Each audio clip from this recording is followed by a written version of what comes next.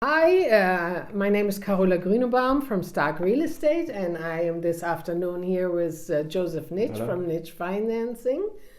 Very welcome, and we are going to talk about some issues which are really important when you are applying for a mortgage in the Netherlands as an expat. So there are some really important questions I always get, and I would like to have them explained by Josef, because he is a licensed mortgage broker, and who else can talk about these questions than a real professional? Thank you. So to just really jumpstart immediately, can you explain a little bit more about the 30% ruling and elaborate on that?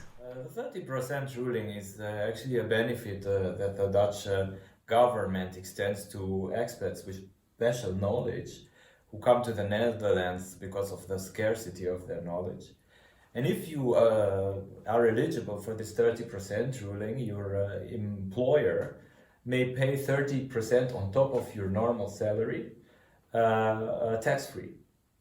So once you, but in our context, this is could be especially important because if you are looking for your loan for your house, this 30% extra on top of your normal salary can be decisive in getting that maximum loan that you might need. And for how long do you have the 30% ruling? Do you know?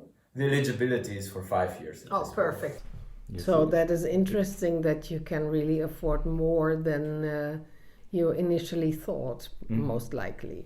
So can you please, to go on further, describe a little bit more step by step the whole finance process to what you do for your clients with Nitsch Finance?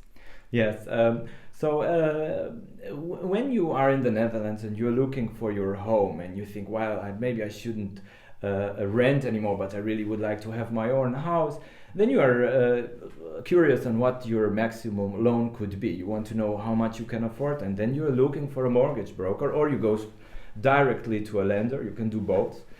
And if you come to me, we have an intake, and I'm going to ask you what your situation is, what your finances are, what you think, what kind of house you want to buy, and based on this information I can give you a good estimate of what your maximum loan will be.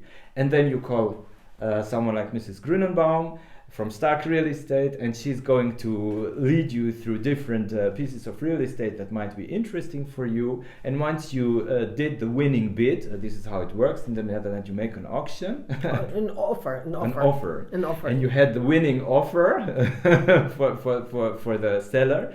You get a preliminary contract. You sign that. It's preliminary, as I said in another interview with you, because you might step out of it if you can't afford it in the end. However, nothing is preliminary about the preliminary contract. Oh my God, it is really very binding. So you have to have like two different parties who will reject your finances or any other things. Sometimes a structural survey, which is so outrageous that you just want to get out of the contract. That is possible, and also a couple of other things. So that is as far as the preliminary contract goes, correct? Yeah, that's absolutely true. But we are happy because there are no pre-approvals in Holland. So we are happy that at least you have the chance that if you have to get out of the contract, you there is a chance for you.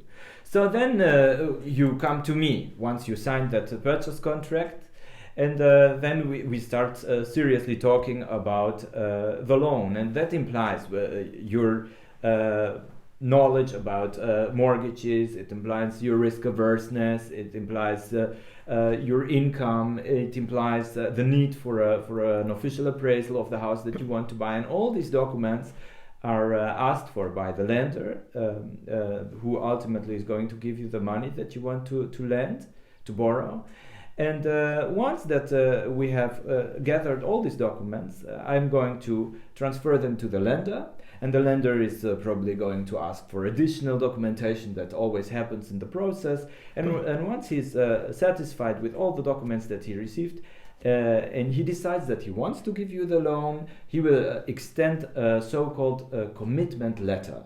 That's in Dutch. It's a offerte. It's a bindende offerte. It's a commitment letter. And what this means, a commitment letter, is that the lender obliges himself or herself that he is going to extend you that loan once you signed that commitment letter. So if you signed it, there is a contract between parties, and you are going at the closing date at the notary. The lender is going to transfer that loan amount to the notary, who in turn transfers it to the seller.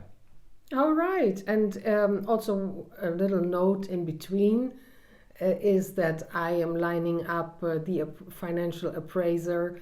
And also if you are interested in a structural survey, also I am lining that up. I make the appointments and I accompany them. They are not alone in the apartment or the house, the property you want to purchase. So already then I already have all the vital information which I can tell you. So this is not something that we have to oversee because it's really a part of the entire financial process you start once you have the preliminary contract. That's a favorite word. My favorite word. No, my favorite word is sold. That's my favorite word. Wow. It has 4 letters. Sold. So, can you talk about investment purchases in the Netherlands and how this is important when you are applying for an investment loan?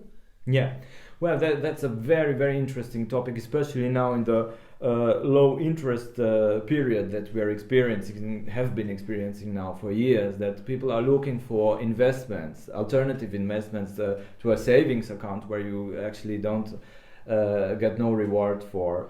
And especially people who actually are able to save something, they should think of investing in real estate. It just tells you that you're not going to live there, but someone else is going to live there and is going to pay rent to you. And that's about it. So the Dutch real estate market is very interesting for investors, and banks and lenders actually more and more specialize in developing products for people who would like to invest in the Dutch real estate market. And so how much has your down payment, how much is that?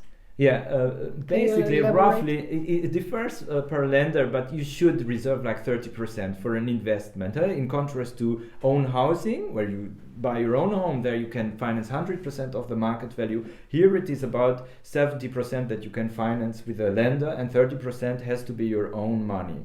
All right. However, there's an important caveat. Okay. You could be smarter than that, and before you try to get a so-called investment mortgage, you could see whether, say that you have an own home loan, you could see whether there is an overvalue, which means that your own loan is lower than the value of your house. You can appraise your own home again and see whether there is an overvalue. And if there is, you could, if your salary is enough, you could just raise your own loan and buy the investment with that amount, which would be much cheaper because the interest on your own house is lower than an investment mortgage. Yes. So this is a special advice for your audience. Yes, I like that very much. Okay, with pleasure. Yes, I like that very much. Josef, could you please tell us how clients can reach you for a first consultation so they can measure the numbers? Well, please look at Nitsch Finance. That's NITSCH finance.nl. So great. Many thanks, Josef. With pleasure.